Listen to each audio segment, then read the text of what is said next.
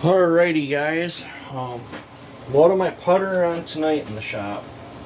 I got Echo Glenn's 501 here. I got it tore down. I got to do some cleaning up on it. So we'll be using Super Clean. I've used this stuff forever.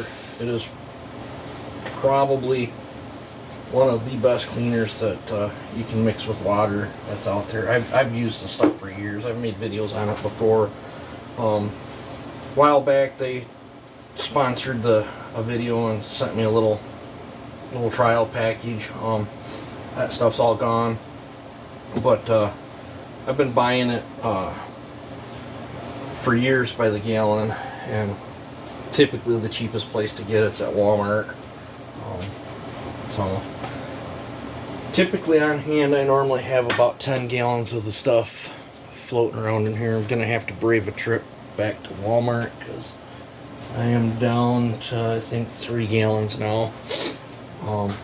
And I am draining the parts washer again. Gotta clean it out, which I'll use this stuff. I made a video on that once before. I'm not gonna make another video of me washing the parts washer out. You guys get the gist of it. But they contacted me. Again, I wanted to know if I wanted to do a Super Clean giveaway. I did. I gave them Tanton Rosencrans shipping info, and they sent him a free test sample or whatever. I'm not even exactly sure all what he got, but I chose him to be the giveaway or whatever winner. He's got his own little YouTube channel, so go check him out. Trying to remember if it's under his name or if it goes, if you've heard of AFU saws, that's what he calls his saws when he builds them. So go give his channel a like and a sub. Super cool guy. He's helped the channel out tremendously. I figured it was only fair to return the favor. He's donated tons and tons and tons of parts to the projects that you guys get to see me putter on, and he's got more parts coming. Yep. So I supported Super Clean before they ever even sent anything to the channel. The stuff works great. I absolutely love the stuff. I recommend you try it out. Just test it out on an inconspicuous spot first before you dive full into it, and don't let it sit and dry on your product.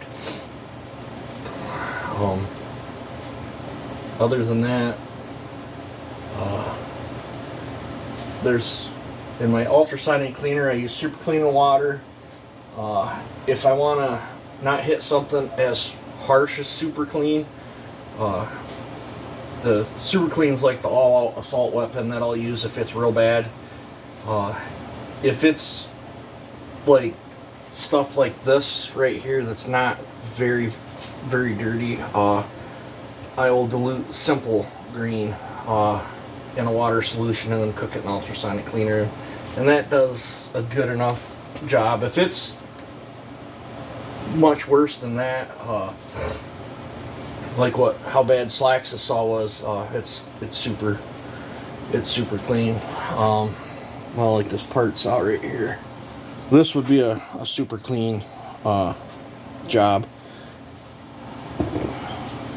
This would be a Simple Green job. If you don't want to use Simple Green, Dawn dish soap and water will clean this up as well. That's in the ultrasonic cleaner. If you're doing it by hand, if I was doing this by hand, it would either be a bucket of gas or Super Clean, and then rinsing it off like I showed doing a video in my bathtub of Slax's saw when I did that. So yeah, so congratulations, Tanton. You were the winner. Let's see what else. I'm gonna try to, this is my focus tonight. Hopefully I can, I'm just jamming out to some music. I wish I could have music playing in the background on YouTube, but they kind of frown on that. I really enjoy listening to music while I'm out here puttering. Tonight's music choice, I'm just jamming to a bunch of Seth Anthony music. I don't know, just in a mood to listen to his stuff for a while. But my music taste varies all over. It just depends on my mood, how I'm feeling, and what I want to do. But unfortunately, I'll take a break on this and then wipe all that slime and debris and stuff out of the parts washer. It's not going to be, that's never fun. That's the downside of having parts washers, but the upside, they sure cut down on cleaning stuff. But yep, so I started on yours, Echo Glen, and then after this one I had a whole bunch of boxes show up today. I haven't opened them up, so we'll have to dive into them and see all what I got going on. But I'd like to get through all the stuff that was shipped in, just power through it, get it done, and then I want to do my stuff. I'm going to take a break from doing other people's stuff. I'm not currently taking on any new work. I've got plenty that I've already promised out to other friends and stuff, and then I've got all kinds of my projects I want to do, and I want to get some time out in the woods too, if the Michigan weather ever cooperates. But I don't know, I like giving you guys these little update videos on what I'm puttering on, and tonight it's cleaning the parts washer and 501. So I've already got the cylinder chucked up in the lathe. I got to look around. I think I've got one more. I got to order more base gaskets. I think I've got one more. Yeah, this one's kind of haggard. I can use that one to trace out my lower. So I got it. I'm pretty sure I've got one more base gasket. It might be hanging up here. If not, it's in my Echo box, but I gotta order more of them. Typically I order these things probably 10 at a time. This is, you don't have to build them with the base gasket, but on this particular model, these lead piled gaskets seal really, really well. And plus, I think the lead helps transfer heat from the case to the cylinder, versus having a layer of silicone there that acts as an insulator. But if you tear them apart or whatever, you don't have goop everywhere, which I guess if I don't have a base gasket, I'll just end up cutting a little bit more off the base and doing no gasket. I have done that before where I haven't had a gasket, but typically I prefer to run a gasket on these. But actually I might have to cut less off them. So before I cut that base, I'm going to look through my stuff. But this is my plan. I think if I recall, I think if you're gonna ditch this and then cut the base, I think you only cut about 35 off the base. If you're ditching this, I typically cut 45 off and run the gasket, unless I'm doing chamber work. This is one particular saw that doesn't really need chamber work unless you're really, really trying to stretch the limits on something.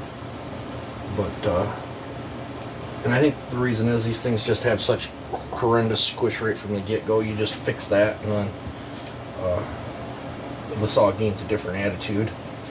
So, but I'm going to call this a video here, get my music back playing, carrying a couple more pieces of wood, toss on the wood stove to keep my butt warm. And yeah, so I got to, I guess on that topic there, I got to dig out a big bar that, let me grab it here real quick. Scoot this over here. On Slax's 460, this type, that cut video, this is the first square ground chain I did. What did I do? What did I do with my, oh, right here. I'm not familiar with using this, but let me grab a pointer. For those that were wondering where the rakers are at, holding the gauge this way, I used this one and this one right here, and then I filed across on an angle to set them rakers. And I don't know if I did it right or not. Let's see here. I wish I had the saw facing this way when I did it.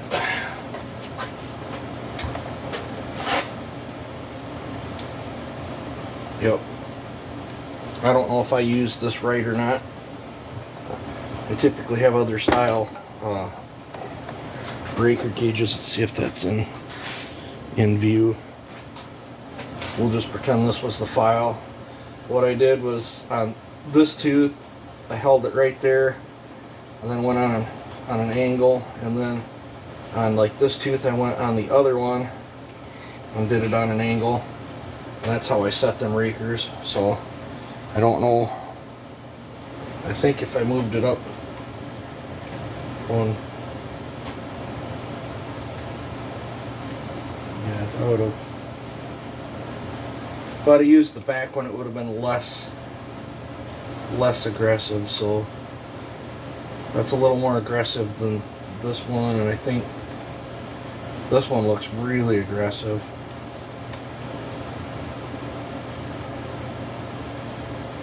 So I'm assuming that's how that worked. That's how I did it. I don't know. It cuts great. I was extremely happy with how well that chain bore cut. I think that would be one heck of a good falling chain. Would it be a good race chain? I don't know. But I want to put a 28 on it with a round ground, with a chain that I'm more familiar with, so I need to get out to the property, and I want to stuff that in some bigger wood and see how that saw pulls. It's kind of hard for me to gauge the power of it with running a chain that I've never ran on any other saw or anything before. So, but yeah, I was very tickled with. That was a solid piece of oak that I could just stick the tip right in there, squeeze the trigger, and it would just walk through it like it was a piece of styrofoam. Very, very pleased with how smooth that was. Going long ways, it was a little touch grabby. Cross-cutting, like if you were bucking firewood, it seemed fine. But yeah, I still got, like, I got this other chain. I'm just babbling on. This will probably be the next one we test.